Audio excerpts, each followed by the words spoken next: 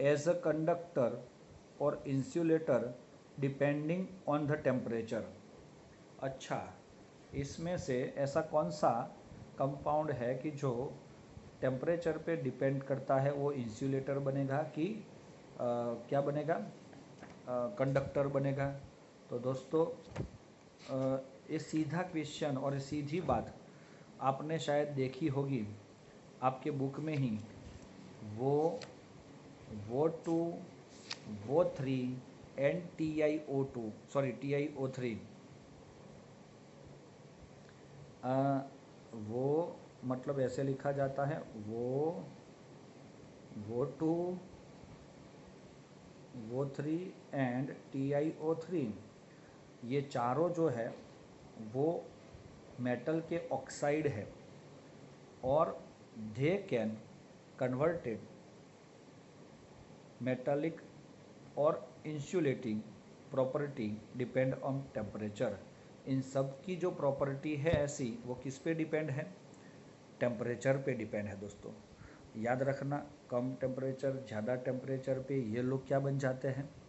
Insulator और conductor. हमें ये नहीं बताया है कि कौन सा टेम्परेचर पे वो इंसुलेटर बनते हैं और कौन से पे कंडक्टर, लेकिन अगर टेम्परेचर डिफरेंस रहा तो ये डिफ़र होता है। तो दोस्तों एक चीज़ आप लोग नोट डाउन करना, ये जो MCQ है, ऐसा MCQ बार बार आता है आपके ये चैप्टर जो है उसमें जो मैग्नेटिक प्रॉपर्टी है ना, उसके ऊपर वाला पैराग्राफ सिर्फ 4 लाइन का पैराग्राफ है, उसमें से 2-3 एग्जाम्पल हमारे बन गए हैं। तो Aditya, you are also right, your answer will be C. ये TiO किसका एग्जाम्पल है? तो अभी अभी बताया हमने कि भाई ये TiO वाला तो behaves like a metal and conductor like a metal. दूसरी बात कि भाई ये SiO2 क्या है? तो वो तो सिलिका है, वो तो कुछ भी नहीं है, that is your quartz. And MgO magnesium oxide, it is the not any example in your book. Right दोस्तों, अभी हम जा रहे हैं नेक्स्ट क्वेश्चन पे। Which of the following oxide shows electrical property like metal? भाई मेटल के जैसी इलेक्ट्रिक प्रॉपर्टी कौन पसेस करता है? ऐसा हमको पूछ रहा है कोई।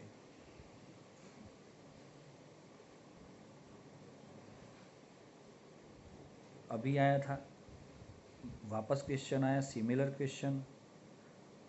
TiO, CrO2 and ReO3। ये कुछ चीज़ें जो मैंने बता रहा हूँ ना, वो सीधे सीधी याद रखा करो आप लोग। यस, तो your this CrO2 is a metallic like a property. तो सर SO2 नहीं आएगा, मेटालिक कभी नहीं आएगा ना भाई। SO2 तो वैसे नॉन मेटल है, और दूसरा वो पोलर मोलेकुलर स्ट्रक्चर है, इसीलिए वो नहीं आएगा। SiO2 और SO2 में ऐसा चलेगा। और ये जो है MgO, वो तो आता ही नहीं, अभी बताया मैंने। सो your answer will B D. Clear? चलो आगे जा रहे हैं हम।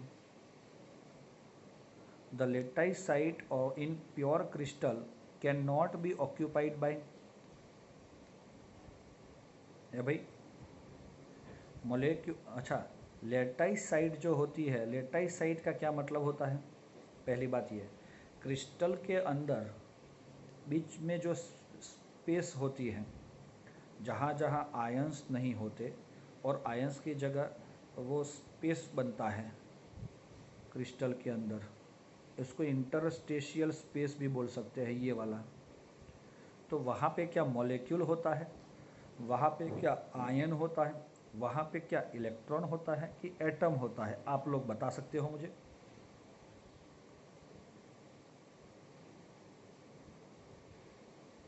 लेटाइसाइट के अंदर प्योर क्रिस्टल अगर आपके पास है तो उसमें क्या होता है?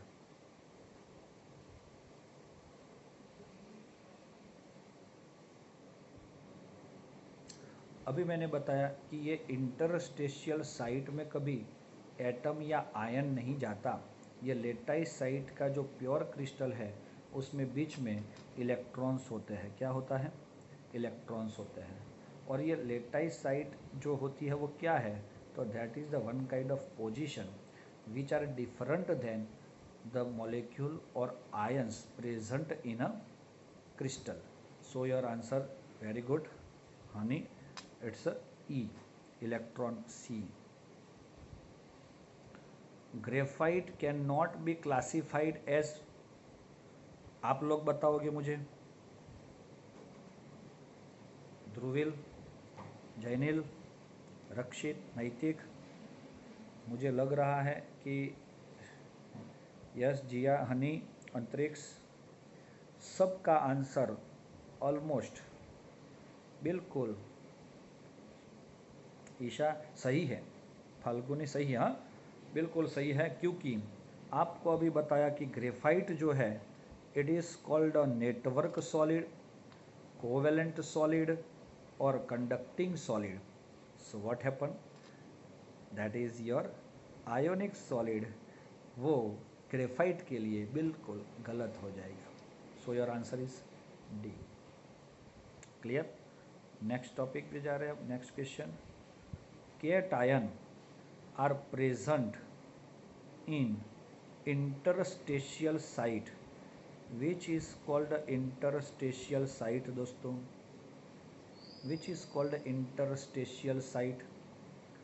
तो आपका ये पॉजिटिव और नेगेटिव जो आयंस होते हैं, है ना, तो वो पॉजिटिव और नेगेटिव आयन, सपोज मैं ये सर्कल को बोल रहा हूँ Na+ और इसको बोल रहा हूँ Cl-, लेकिन ये सिर्फ एग्जाम्पल दे रहा हूँ।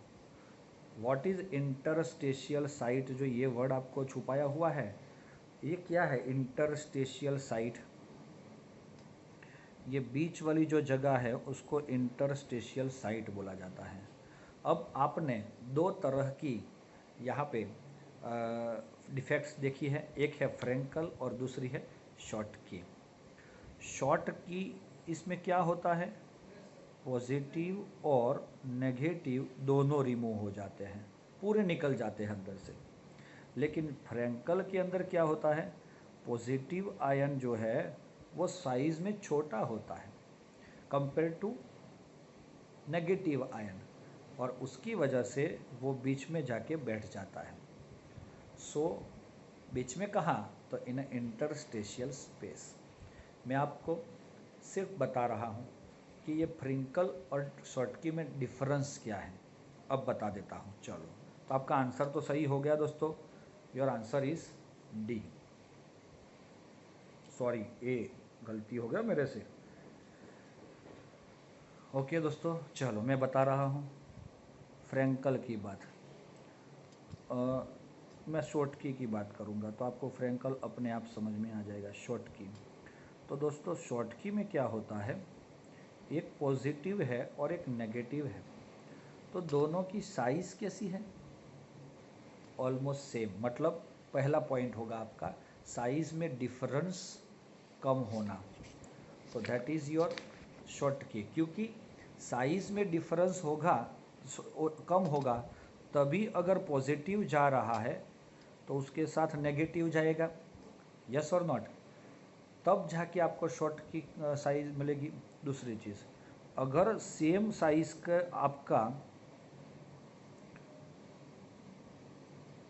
है कौन, पॉजिटिव और नेगेटिव आयन, तो उसका कोऑर्डिनेशन नंबर भी 6 जितना मिल सकता है, ऐसा इट इज़ कॉल्ड हाई। तो coordination number is also higher in a Schottky defect, और उसमें कम मिलेगा, इसमें साइज में डिफरेंस ज़्यादा होगा फ्रेंकल में, इससे पूरा ऑपोजिट रहेगा वो। और अगर हम आगे देखेंगे कि भाई और क्या चीज़ में डिफरेंस है दोनों में, तो डेफिनेशन तो पता है, इसकी वजह से पॉजिटिव के जाएगा तो नेगेटिव भी उसके साथ जाएगा। और ये जो है उसमें कौन सी डिफेक्ट आई, सिर्फ वैकेंसी हो रही है। शॉर्टकी में क्या हो रहा है, सिर्फ वैकेंसी, क्योंकि पूरा खाली हो जाता है वहाँ पे, सो इट इज़ वैकेंसी डिफेक्ट। उसके सामने फ्रेंकल डिफेक्ट क्या है, एक जगह पे वैकेंसी होती है और दूसरी जगह पे इंटरस्टेशियल डिफेक्ट भी बोल सकते हो, तो ये दोनों डिफेक्ट एक साथ होती है इसमें। तो ये भी आपको ध्यान में रखना है। तो ये 4-5 पॉइंट्स जो है ये आपको समझने होंगे। अब मैं आपको बता रहा हूँ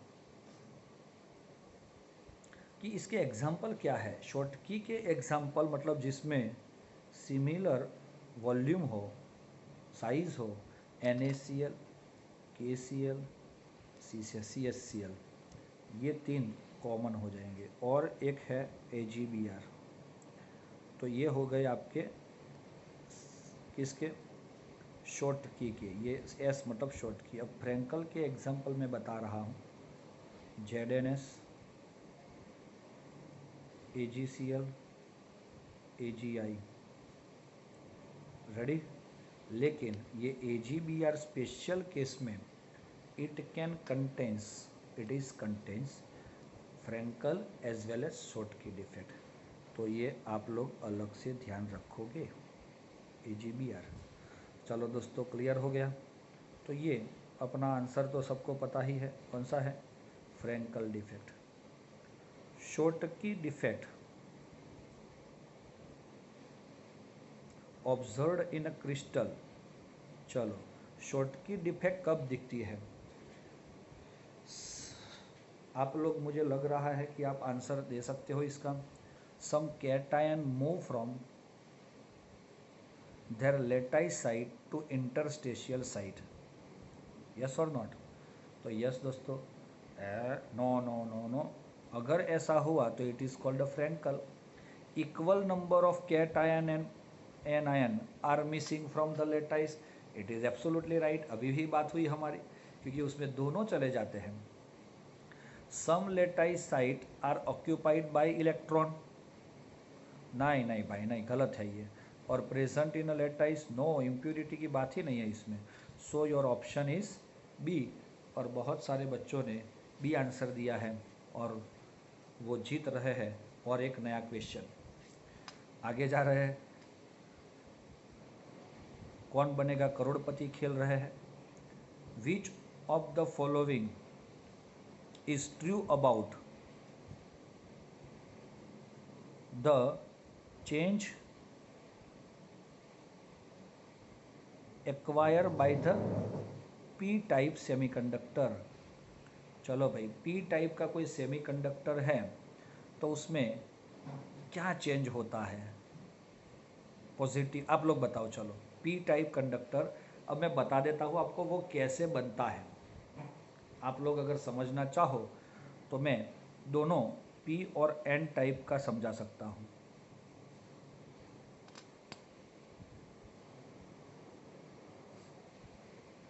दो तरह के कंडक्टर्स आपने पढ़े हैं दोस्तों। तो उसमें से पॉजिटिव टाइप का, पी टाइप का जो कंडक्टर है उसमें आपको पता है कि भाई सिलिकॉन है जो, हेलो, बाकी सबको दिखाई दे रहा है दोस्तों? सुनाई दे रहा है आपको? यस यस, मोक्ष का माइक ऑफ होगा। तो सिलिकॉन जो है, सिलिकॉन का एटॉमिक नंबर 14 है और वो, हाँ मोक्ष, हाँ हेलो हेलो कर रहा है।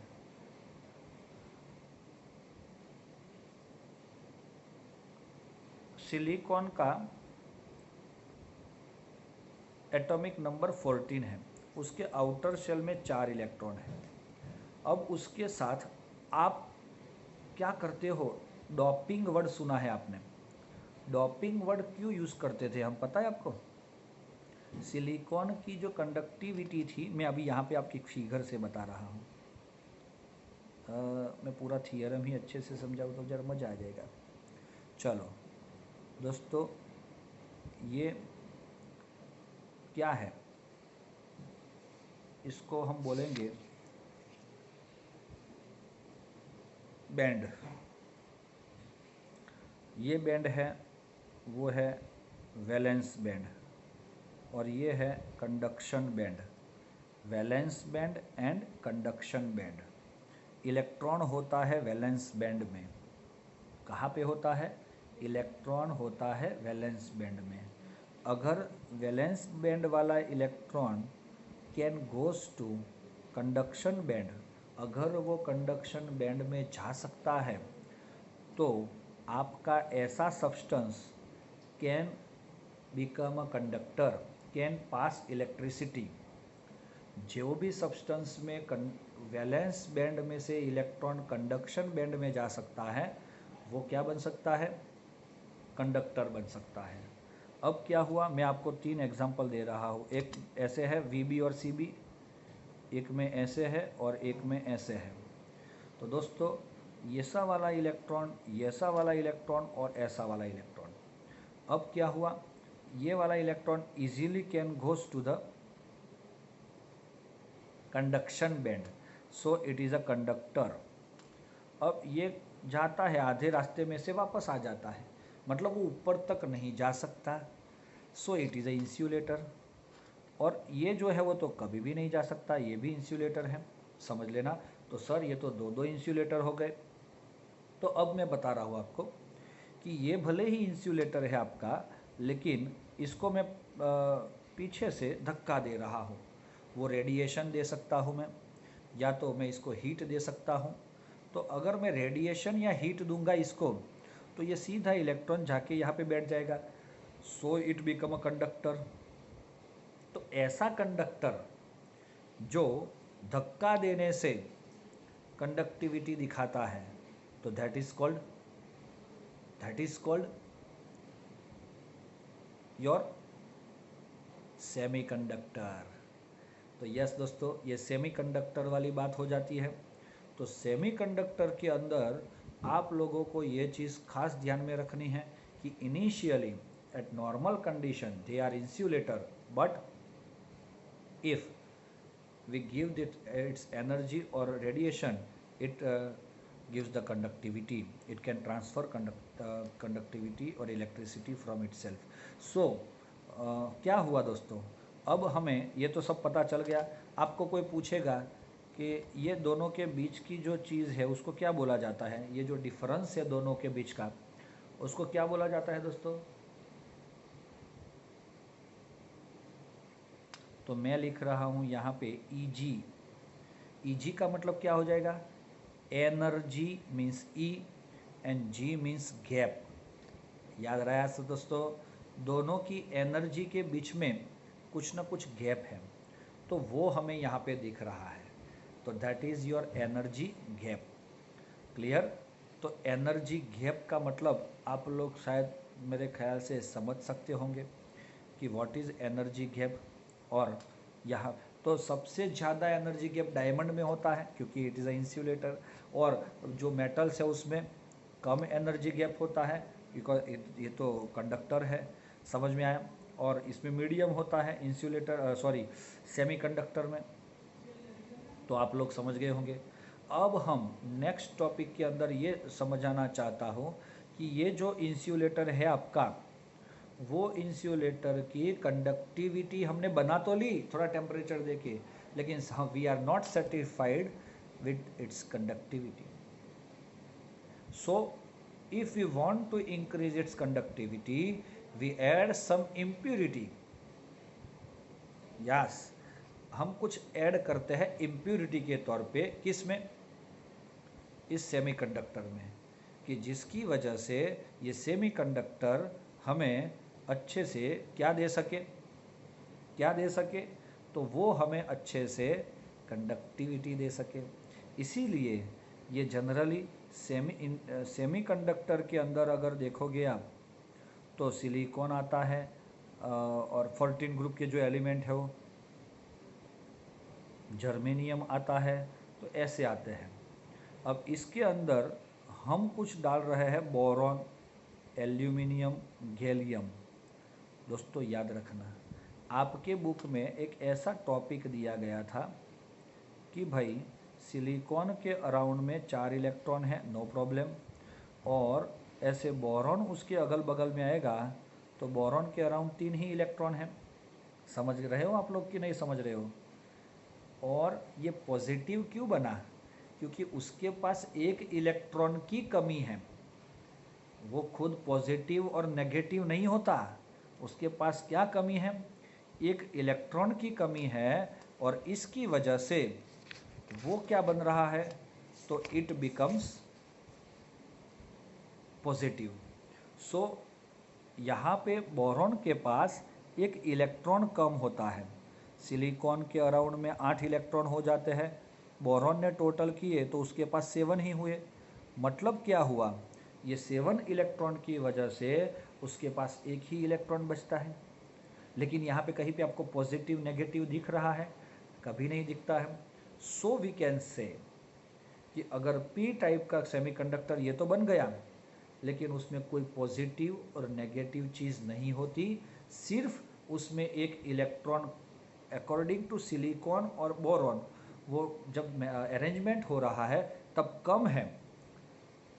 इसीलिए ये मॉलिक्यूल जो बन रहा है सिलिकॉन और बोरॉन का मिक्सचर, जो आपका सेमीकंडक्टर बना, वो न्यूट्रल होता है। समझ में आया दोस्तों, वो कैसा होता है, न्यूट्रल। सीधी बात है, पी टाइप मतलब हमारे दिमाग में पॉजिटिव ही आएगा, लेकिन वो क्या है दोस्तों, न्यूट्रल है। ये चीज़ आप लोग अच्छे से समझ लो तो बढ़िया मज़ा आ जाएगा। So your answer is B. Very good, clear हो गया दोस्तों। उसके बाद वाला क्वेश्चन हम देख रहे हैं। चलो, to get N type semiconductor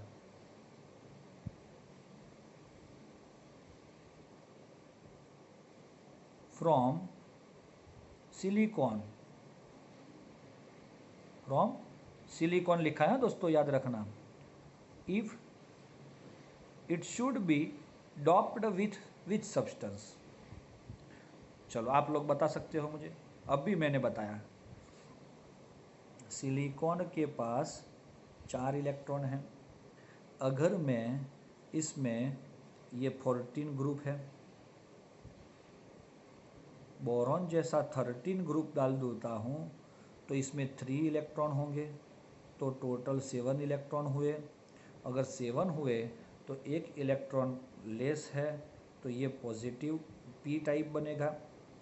और अगर इसमें मैं फॉस्फोरस या आर्सेनिक, एंटीमनी ऐसे 15 ग्रुप के डालूँगा तो उसमें 5 इलेक्ट्रॉन होते हैं, तो it contains 9 electron. So total यहाँ पे मैं बता सकता हूँ कि 9 इलेक्ट्रॉन मतलब एन टाइप हो जाएगा। तो कितने इलेक्ट्रॉन वाला सब्सटेंस डालेंगे तो it gives the N type. नहीं समझ रहे हो दोस्तों मेरा बात, समझ रहे होंगे मेरे ख्याल से। तो अगर हम इसमें इतना डालेंगे, कितना, 5 इलेक्ट्रॉन। आप लोग आंसर क्यों नहीं दे रहे हो, नहीं पता चल रहा है आपको भाई कौन सा आंसर आया, नहीं समझ में आया, अरे फिर से समझा देते हैं हम। तो दोस्तों ये चीज़ जो है यहाँ पे मैं बता रहा हूँ, सिलिकॉन वो हमारा सेमीकंडक्टर है, उसमें हम डाल रहे हैं बोरॉन। अब देखो ये बोरॉन क्या है, तो इट्स इम्प्योरिटी, डॉपिंग कर रहे हैं हम। या तो दूसरा ऑप्शन है पी डालो, phosphorus. Boron, aluminium, gallium, they are the element of 13 group. अगर 13 ग्रुप में है तो उसमें 3 इलेक्ट्रॉन होते हैं। फॉस्फोरस, आर्सेनिक, एंटीमनी उसमें होते हैं तो वो 5 इलेक्ट्रॉन, क्योंकि वो 15 वैलेंस के इलेक्ट्रॉन काउंट करने हैं। और सिलिकॉन है, आज जर्मेनियम है ना, तो वो सब में 4 इलेक्ट्रॉन होते हैं। तो अगर मैं इसका डॉपिंग करता हूँ सिलिकॉन का बोरॉन के साथ तो वी गेट 7 इलेक्ट्रॉन। मुझे वैलेंस में स्टेबल बनने के लिए 8 इलेक्ट्रॉन चाहिए, लेकिन मेरे पास 7 इलेक्ट्रॉन है, एक इलेक्ट्रॉन कम है। अगर एक इलेक्ट्रॉन कम रहता है ये मिक्सचर में तो मुझे पी टाइप का क्या मिलता है, पॉजिटिव टाइप का सेमीकंडक्टर मिल गया। लेकिन अगर मैं फॉस्फोरस डालता हूँ तो एक इलेक्ट्रॉन फ्री रह जाता है उसमें, किस में, आपके मिक्सचर में। सो it is a mobile electron, हमने उसको बोला था। तो इसकी वजह से ये 9 इलेक्ट्रॉन टोटल तो बोल सकते हैं हम, वैसे होते तो 8 ही है, लेकिन एक इलेक्ट्रॉन फ्री होता है, इसकी वजह से हम इसको एन टाइप बोलते हैं। तो मुझे एन टाइप बनाना हो तो मुझे कितने इलेक्ट्रॉन वाला डॉपिंग करना होगा, तो 5. So your answer is D. Now you all can understand. Yes. तो अगर मैं 3 इलेक्ट्रॉन डालूंगा तो मुझे क्या मिलेगा? Simple, P type semiconductor. अभी बताया ना, ये दिख रहा है कि भूल गई ये भूल गए। 3 इलेक्ट्रॉन में पी टाइप और 5 इलेक्ट्रॉन में एन टाइप। 1 2 तो आता ही नहीं लिस्ट में, सॉरी। चलो आगे जा रहे हैं हम। Total number of tetrahedral void in FCC unit cell, आप लोग बता सकते हो दोस्तों? वेरी गुड, बहुत सारे बच्चों ने आंसर बता दिया मुझे और ऑलमोस्ट सेम है, सही है। FCC में बता देता हूँ। चलो, FCC के अंदर number of atoms face centre में 6 होते हैं फेसिस, उसके सेंटर में 1 होता है तो प्रपोर्शन हाफ होता है, और कॉर्नर्स पे 8 होते हैं, उसका प्रपोर्शन 1/8 होता है। तो टोटल आपको पता है कि इसमें 8 एटम्स होते हैं, सॉरी 4 एटम्स होते हैं। अगर जितने एटम हैं उसके अकॉर्डिंग ऑक्टाहेड्रल वॉइड अगर पूछेंगे तो भी कितने होंगे?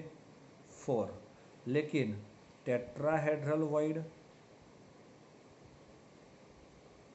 इससे डबल, कितने? 8। समझ में आ रहा है? टेट्राहेड्रल वॉइड वो है 8। तो पूरी चीज़ समझ गए होंगे आप लोग। आगे जा रहे हैं।